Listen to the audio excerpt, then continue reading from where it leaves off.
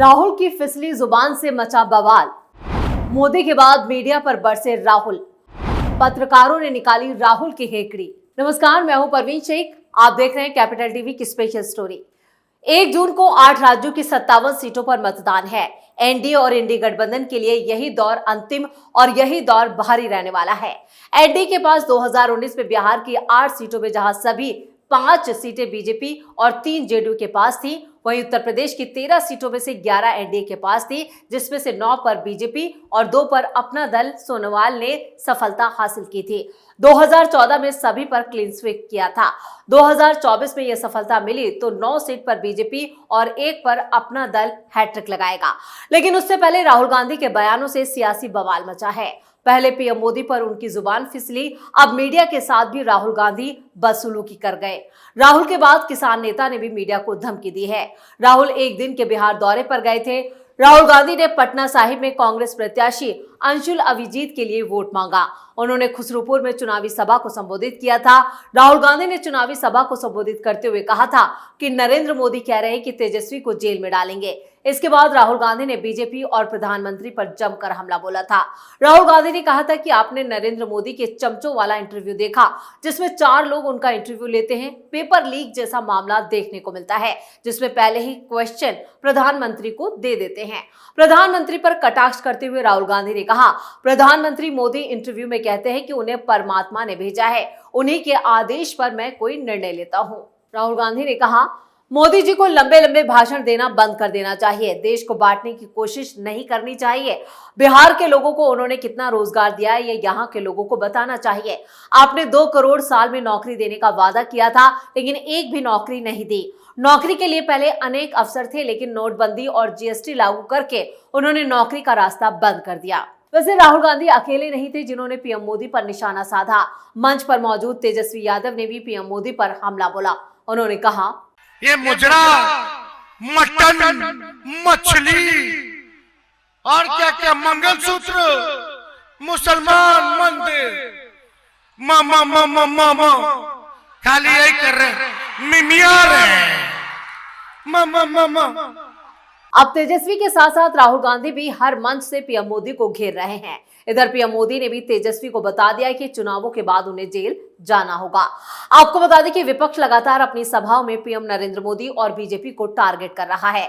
इस बीच हिमाचल प्रदेश के नाहन में एक जनसभा को संबोधित करने के दौरान पीएम मोदी पर निशाना साधते हुए पत्रकारों पर भी कटाक्ष किया गया था, जिस पर पत्रकार रूबिका लियाकत ने सोशल मीडिया एक्स पर पोस्ट कर उन पर पलटवार किया था। दरअसल राहुल गांधी ने नाहन में जनसभा को संबोधित करते हुए पीएम की इंटरव्यू पर तंज कसा था। उन्होंने उनके इंटरव्यू लेने वाले पत्रकारों को चमचा और चमची करार दिया था। उन्होंने कहा था, अच्छा, एक नई बात चली है, पता नहीं आपने सुना नहीं सुना। उन्हीं चमचों के साथ इंटरव्यू में एक चमची पूछती है, नरेंद्र मोदी जी, आप में इतनी ऊर्जा कहां से आती है, इतनी एनर्जी कहां से आती है? नरेंद्र मोदी जी का जवाब आता है, मैं बायोलॉजिकल नहीं हूं, बायोलॉजिकल नहीं हूं। पता नहीं चीजें कैसे होती हैं, परमात्मा ने मुझे भेजा है और मैं बायोलॉजिकल नहीं हूं, मैं परमात्मा का काम करता हूं, मुझे परमात्मा ने मिशन पे भेजा है। मतलब हिंदुस्तान के बड़े से बड़े महापुरुषों ने यह बात नहीं बोली, मगर नरेंद्र मोदी जी को लगता है कि परमात्मा ने उनको चुना है, सिर्फ उनको। हम सब बायोलॉजिकल हैं, हिंदुस्तान के किसान, मजदूर, प्रेस रिपोर्टर सब बायोलॉजिकल, मगर नरेंद्र मोदी बायोलॉजिकल नहीं। एक व्यक्ति को भेजा है, परमात्मा ने भेजा है। राहुल गांधी के इसी बयान पर पत्रकार रूबिका लियाकत ने उन्हें नसीहत दी थी। उन्होंने कहा था कि राहुल गांधी जी, चमची चमचा वातावरण से बाहर निकलिए। उस जमाने को गुजरे बरसों हो गए हैं। क्या हुआ आपकी मोहब्बत की दुकान का? ना भाषा में संयम, ना मर्यादा, इतनी कुंठा क्यों? दुर्भाग्यपूर्ण है कि आपके सलाहकारों ने आपको राजनेता की बजाय ट्रोलर बना दिया। पीएम ने अब तक 71 साक्षात्कार दे दिए। हर सवाल उनसे पूछा गया है। महंगाई से लेकर घुसपैठियों वाले बयान तक, चीन से लेकर पाकिस्तान, देश से लेकर विदेश तक, पत्रकार का धर्म है सवाल पूछना। हम हर किस्म का सवाल पूछेंगे। आपको किसने रोका है? आप केवल एक दे दीजिए। आप अपनी राजनीति पर ध्यान केंद्रित कीजिए। पत्रकारिता से आपको चुनाव नहीं लड़ना है, चुनाव मोदी से लड़ना है। और हाँ, मेरा नाम रूबिका लियाकत है। नाम अगली बार पर्ची पर लिख कर ले जाइएगा। रूबिका के इस ट्वीट पर यूट्यूबर और फैक्ट चेकर जुबेर ने भी पलटवार किया था। उन्होंने जवाब देते हुए लिखा था, दीदी को बुरा नहीं लगा जब प्रधान सेवक ने उन्हें और उनकी कौम को घुसपैठिया कहा। दीदी को बुरा नहीं लगा जब उनकी कौम को ज्यादा बच्चे पैदा करने वाला कहा गया। दीदी को बुरा नहीं लगा जब प्रधान सेवक ने कहा कि कांग्रेस आपकी यानी हिंदुओं की संपत्ति, मंगलसूत्र, जमीन, टोटी, घर, जायदाद सब उन्हें मुसलमानों को दे देगी। दीदी को बुरा नहीं लगा जब प्रधान सेवक और उनके कार्यकर्ताओं ने अपने वीडियो में मुसलमानों को जलील किया। हिंदुओं और मुसलमानों को बांटने के बाद जब भाजपा ने सिखों और मुसलमानों के खिलाफ भी भड़काया, तब भी दीदी को बुरा नहीं लगा, बिल्कुल नहीं लगा।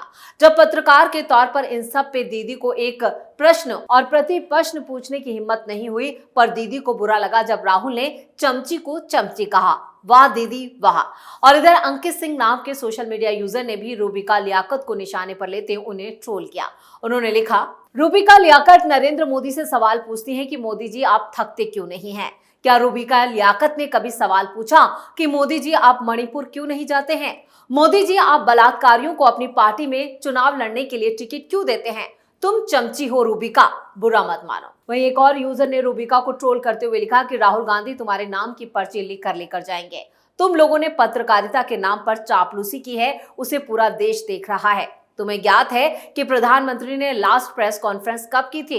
तुम वाकई एक चापलूस। और अब 4 जून के बाद मोदी फ्री हो रहे हैं, पर्ची लिख कर ले जाना तुम, ताकि आगे ऐसे सवाल करके आप ट्रोल ना हो।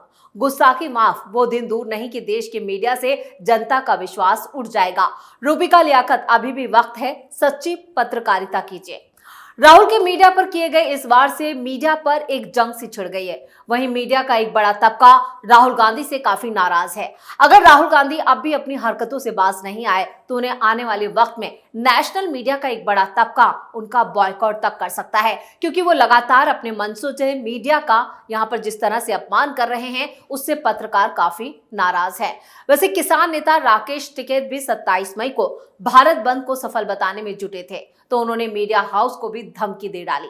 राकेश टिकैत किसान महापंचायत में शामिल होने के लिए छत्तीसगढ़ पहुंचे थे, जहां उन्होंने मीडिया से बातचीत के दौरान मीडिया को ही धमकी दे डाली। राकेश टिकैत ने 27 मई को भारत बंद को यहां पर काफी सफल बताया, लेकिन कई मीडिया हाउस ने उस पूरे दिन की हकीकत को अपने चैनलों पर दिखाया। इसी से किसान नेता राकेश टिकैत काफी नाराज हो गए और बौखलाहट में मीडिया को धमकी दे डाली। राकेश टिकैत ने रायपुर में मीडिया से कहा, मीडिया हाउस हमारा अगला टारगेट है, आपको अगर बचना है तो हमारा साथ दो, वरना आप भी गए। राकेश टिकैत ने आगे कहा कि छत्तीसगढ़ में कांग्रेस की सरकार है तो क्या हुआ, यहां से भी कुछ ना कुछ मुद्दा निकलेगा, लेकिन सबसे बड़ा मुद्दा एमएसपी का है। इसकी लड़ाई दिल्ली में चल रही है। राकेश टिकैत ने एक बार फिर कहा कि हमारा भारत बंद सफल रहा, किसानों ने हमारा साथ दिया। हम शुरू से कह रहे हैं कि केंद्र सरकार हमसे बात करे, लेकिन वो हमसे बात नहीं करते। हम बातचीत करने के लिए तैयार हैं। और रहने तो कांग्रेस सरकार है, सरकार तो सरकार ही हो भाई, सरकार तो सरकार ही है। इनका भी कुछ ना कुछ ढूंढेंगे, ऐसा थोड़ा आगे ऐसे ही बच जाएगी सरकार। करेंगे, इसका भी करेंगे। मेन तो दिल्ली वाले को देख लो, जिसने कानून बना के आधा देश बेच दिया, उस पर भी ध्यान बना दो। मंडियां बेच दी मध्य प्रदेश की, 182 मंडी बेचनी निकाल दी। छत्तीसगढ़ भी अछूता नहीं रहने का। अब तो ये है कि सब लोग साथ दो। अगला टारगेट मीडिया हाउस है। आपको बचना है तो साथ दे दो, नहीं तो आप भी गए। धन्यवाद। राहुल गांधी से लेकर विपक्ष के तमाम नेता 7वें चरण के चुनाव से पहले ही लगता है कि अपनी हार मान गए हैं, तभी इस तरह के बयान दे रहे हैं और नेशनल मीडिया को घेर रहे हैं। अब ऐसा ना हो कि उनकी ये धमकी विपक्ष पर ही भारी पड़ जाए। स्पेशल स्टोरी में इतना ही। वीडियो कैसा लगा नीचे कमेंट करके अपनी राय जरूर दें। वीडियो को लाइक करें, शेयर करें और कैपिटल टीवी को सब्सक्राइब करना ना भूलें। नमस्कार।